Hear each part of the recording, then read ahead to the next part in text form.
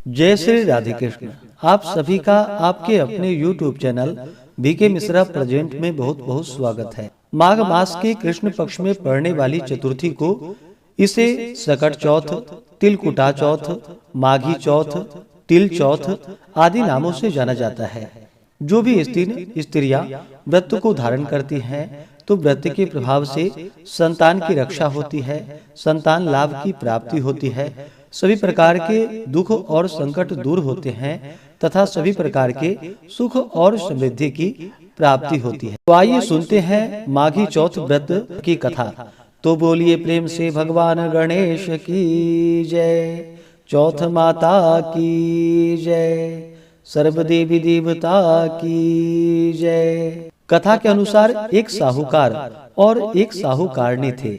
वह धर्म पुण्य को नहीं मानते थे, इस कारण उनके कोई संतान ना थी। एक दिन साहूकारनी पड़ोसी के घर गई। उस दिन सकट चौथ का व्रत था। वहाँ पड़ोसन सकट चौथ की पूजा करके कहानी सुना रही थी। साहूकारनी ने पड़ोसन से पूछा, तुम क्या कर रही हो?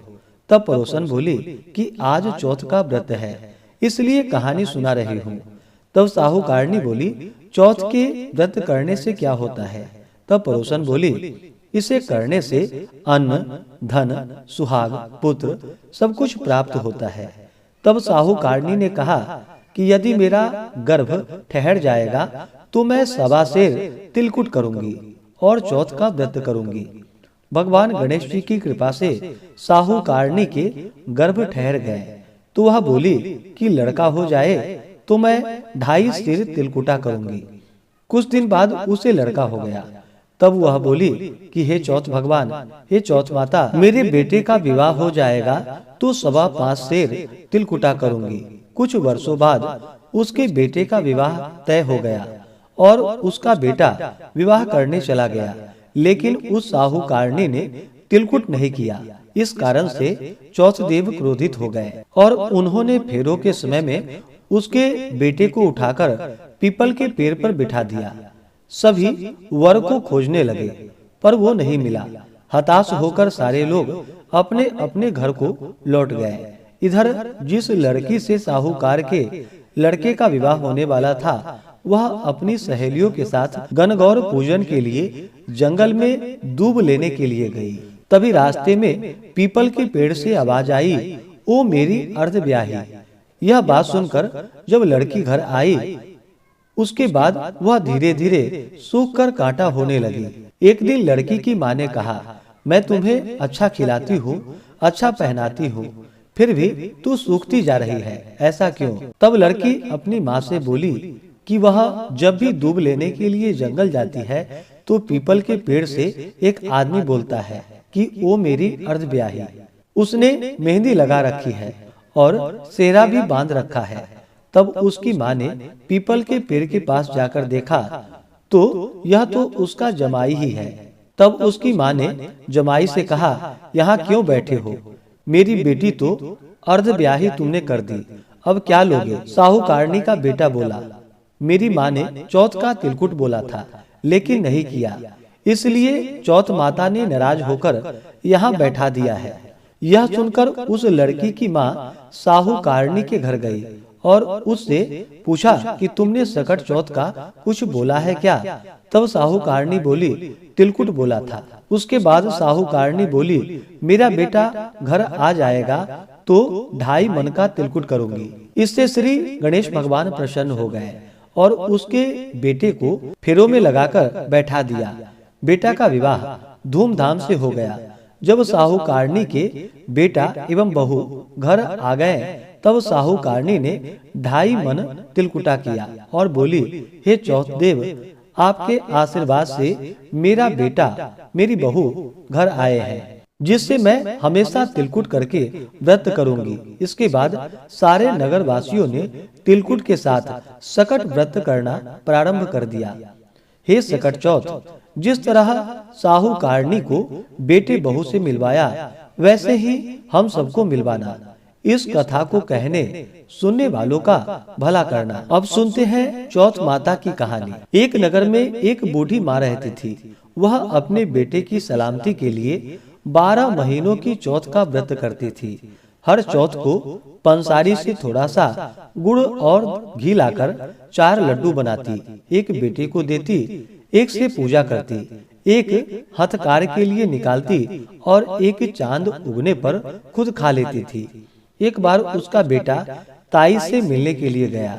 ताई ने चौथ का व्रत रखा था। ताई से पूछा, माँ तो 12 चौथ करती है। ताई बोली, तेरी माँ तेरी कमाई से तरमाल खाने के लिए 12 चौथ का व्रत करती है। तू परदेश जाए तो वह एक भी चौथ नहीं करेगी। लड़के को लगा ताई सच कह रही है।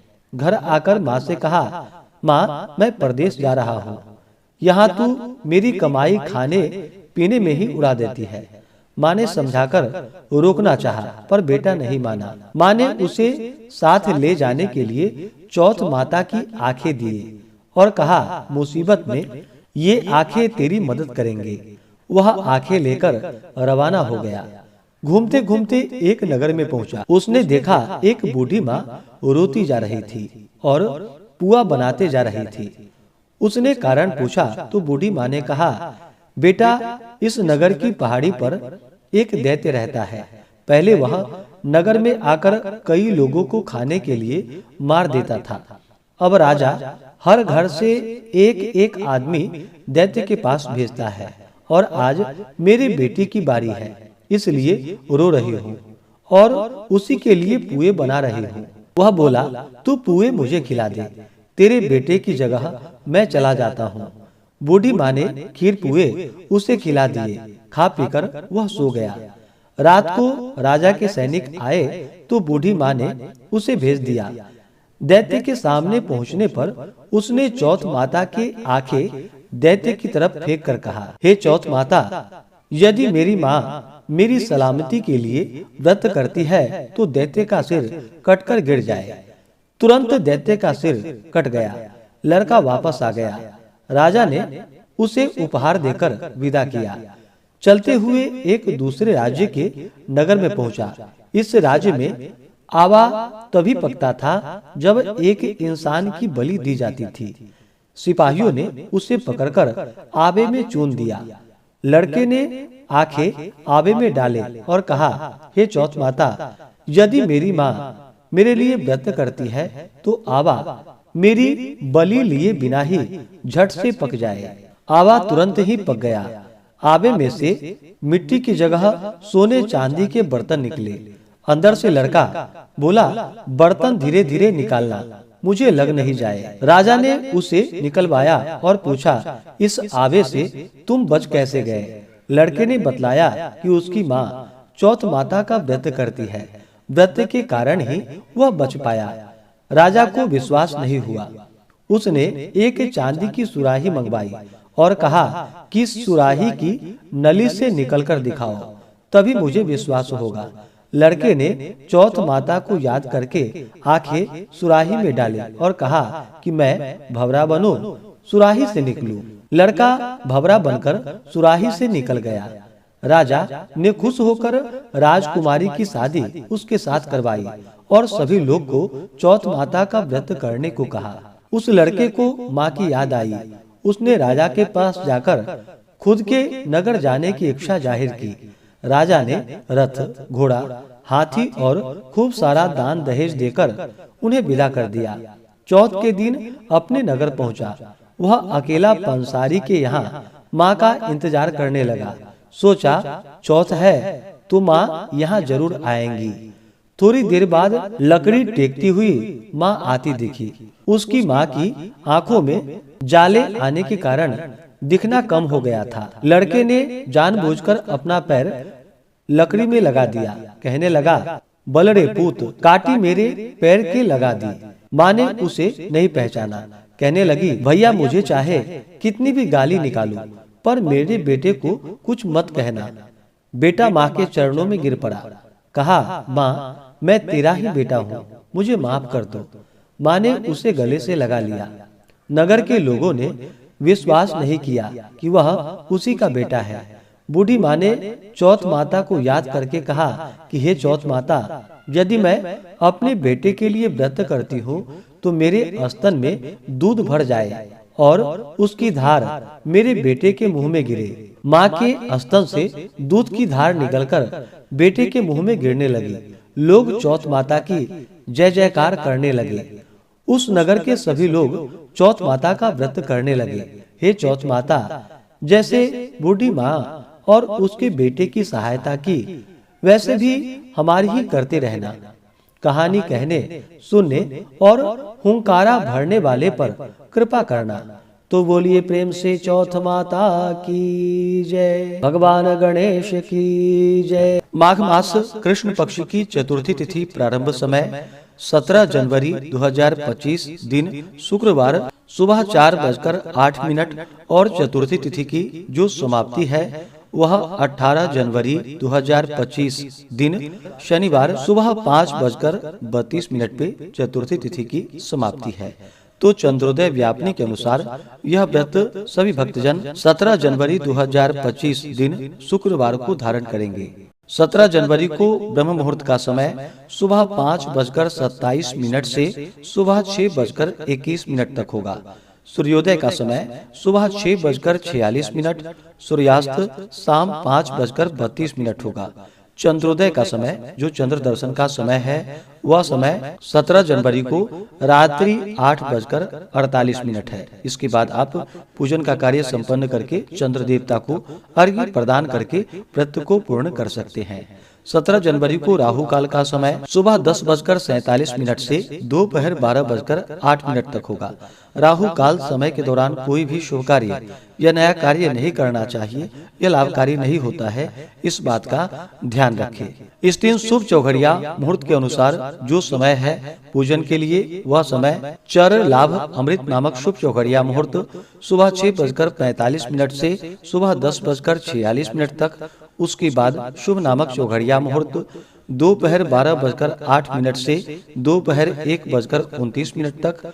उसके बाद चर नामक शुभ चौघड़िया मुहूर्त शाम 4:10 से शाम 5:31 तक। उसके बाद लाभ नामक शुभ चौघड़िया मुहूर्त रात्रि 8:49 से रात्रि 10:29 तक। उसके बाद शुभ अमृत और चर नामक शुभ चौघड़िया मुहूर्त रात्रि 12:08 से अगले दिन सुबह 5:06 तक होगा। तो इस दिन भगवान का पूजन करने का विशेष प्रकार से चंद्रोदय के समय में भगवान गणेश जी का चौथ माता का पूजन करना चाहिए। इस दिन भगवान का गंध पुष्प धूप दीप आदि से पूजन करे, दुर्वा दल अर्पित करे। विशेष करके तिल से बने हुए लड्डू भगवान गणेश जी को अर्पित करे। इस दिन 20 लड्डू भगवान को भोग लगाने का विधान है। 20 लड्डू बना करके तिल से बने हुए लड्डू का भोग लगाए। उसमें से 5 लड्डू जो कि ब्राह्मण को दान देनी चाहिए, 5 लड्डू भगवान को अर्पित करनी चाहिए और बचे हुए लड्डू का प्रसाद के रूप में उसे ग्रहण करना चाहिए। विशेष करके इस दिन गुड़ तिल से बने हुए लड्डू का भोग लगाए, मोदक आदि का भगवान गणेश जी को भोग लगाए। भगवान गणेश जी को भोग लगाते समय दुर्वा दल डाल करके भगवान को भोग लगाना चाहिए। भगवान गणेश जी को तुलसी पत्र नहीं चढ़ाया जाता है, इस बात का ध्यान रखें। 17 जनवरी को मघा नक्षत्र होगा दोपहर 12:45 तक। उसके बाद पूर्वा फाल्गुनी नक्षत्र होगा। योग सौभाग्य रात्रि 12:57 तक। उसके बाद शोभन योग होगा।